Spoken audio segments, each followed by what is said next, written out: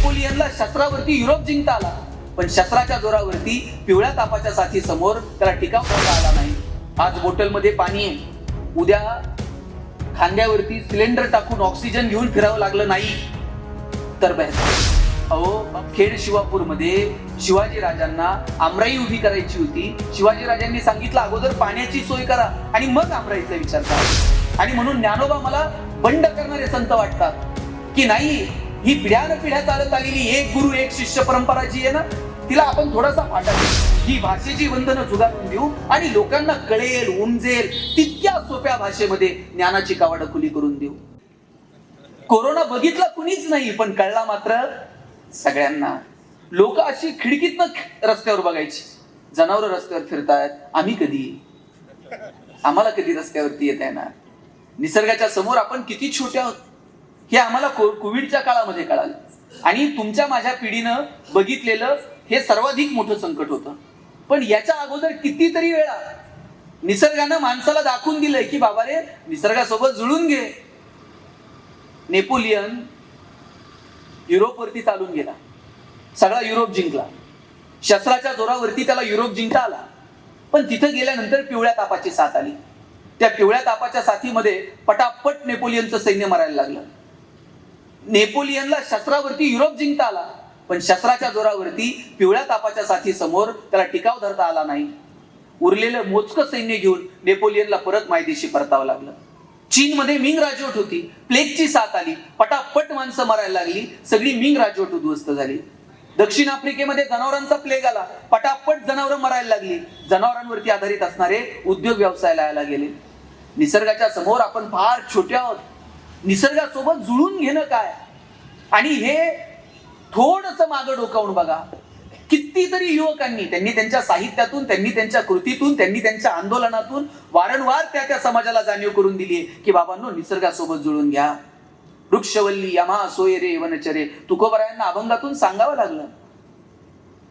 नगरांची निर्मिती करा, जलाशयांची निर्मिती करा, हे ज्ञानोबारायांना त्यांच्या ओव्यांमधून सांगावं लागलं.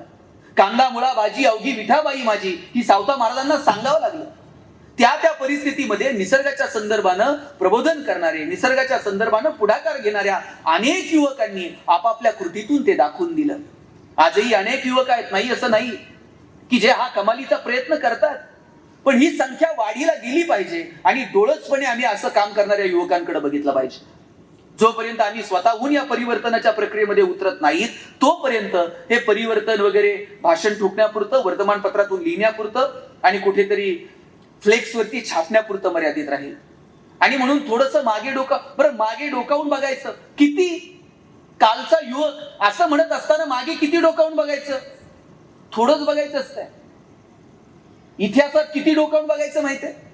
गाडी चालवायला ड्रायव्हरला पुढे जर बघायचं असेल तर साहेब मोठी काच दिलेली असते, पुढे बघायला त्याला मोठी काच दिलेली आहे, आणि मागं बघायचं असेल तर छोटा आरसा दिलेला आहे. छोट्या आरशात दिसल ना तेवढंच मागं बघायचं असतंय. आपण जर मागच वळून बघायला लागलो तर पुढे जाणार कधी? आम्ही रोज मागे वळून बघतो, यानं काय म्हटलं, त्यानं काय म्हटलं, नको नको ती पात्र, नको नको त्या गोष्टी, त्यातून अनेक समाजांमध्ये मतभेद. छोट्या आरशात दिसल तेवढं मागं वळून बघा आणि मोठ्या काचेत दिसेल इतकं आम्हाला पुढे निघून जाता येईल का? मला वाटतं याचा विचार व्हायला हवा.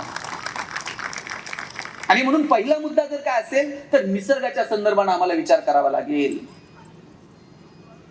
काल निसर्ग भरभरून देत होता, आज आम्ही जर डोळसपणे निसर्गाकडे बघितलं नाही तर उद्याची परिस्थिती काय असेल यावरती न बोललेलं बरं.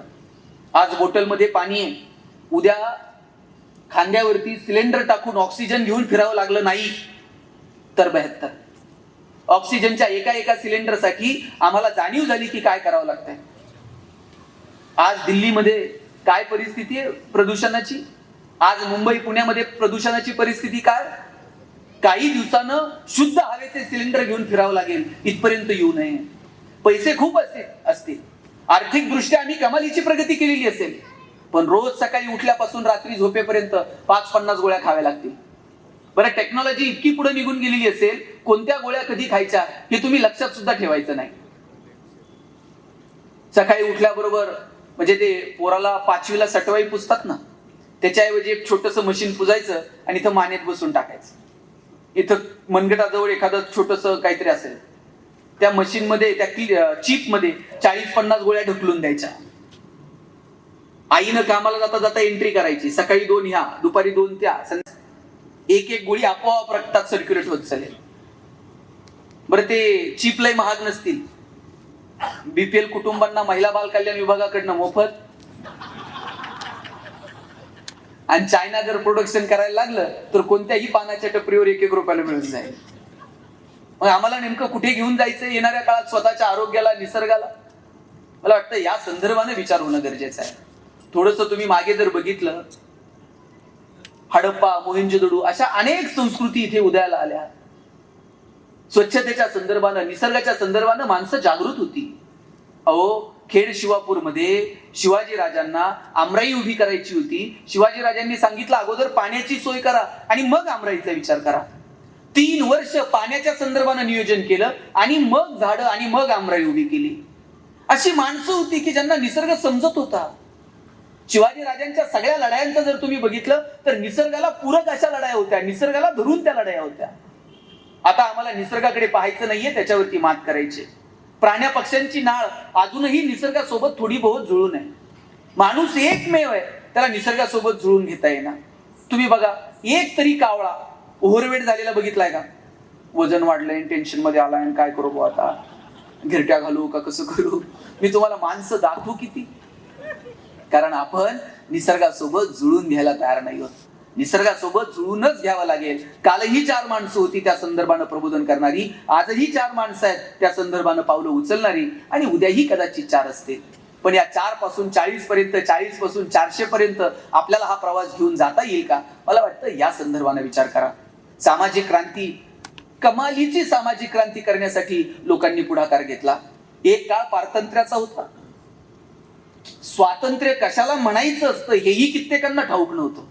आपण पारतंत्र्यात आहोत याचीही कित्येकांना जाणीव नव्हती. मोजक्या काही बोटावर मोजण्या इतक्या लोकांना जाणीव झाली की आपण पारतंत्र्यात आहोत आणि हे पारतंत्र्य झुगारून द्यायला हवं, स्वातंत्र्य मिळवायला हवं. त्याच्यासाठी लोकांनी पुढाकार घेतला. भगतसिंग, राजगुरू, सुखदेव, काय वय होतं या लोकांचं.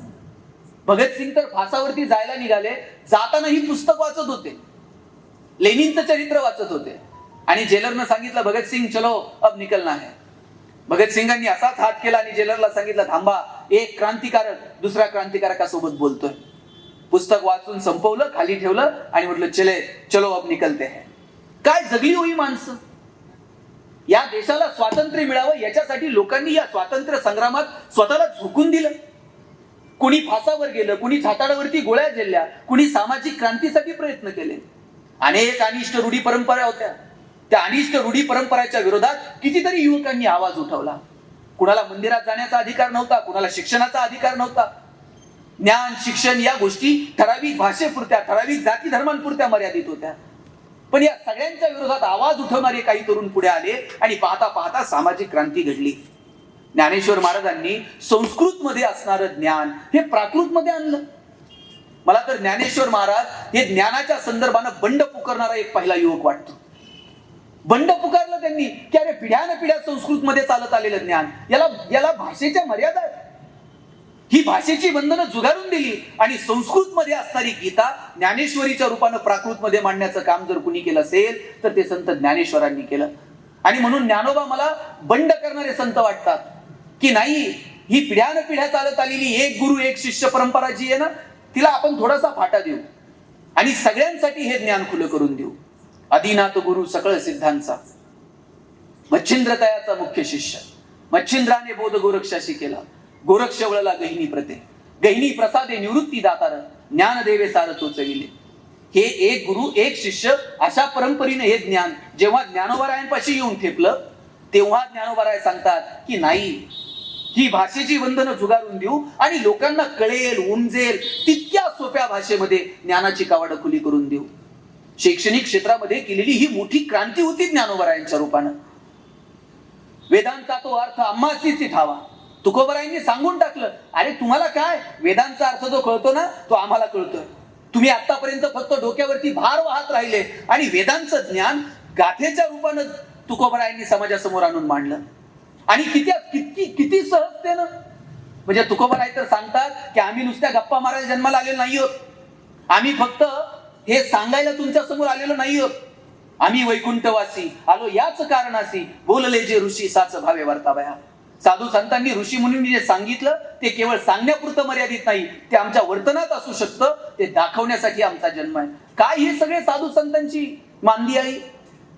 मला वाटतं ज्ञानोबांपासून तुकोबांपर्यंत जे जे तरुण संत आपण पाहतो, या संतांनी झुकून दिलं समाजात, आणि केवळ ज्ञानाची दारं खुली व्हावीत. आणि ही ज्ञानाची दारं का खुली व्हावीत?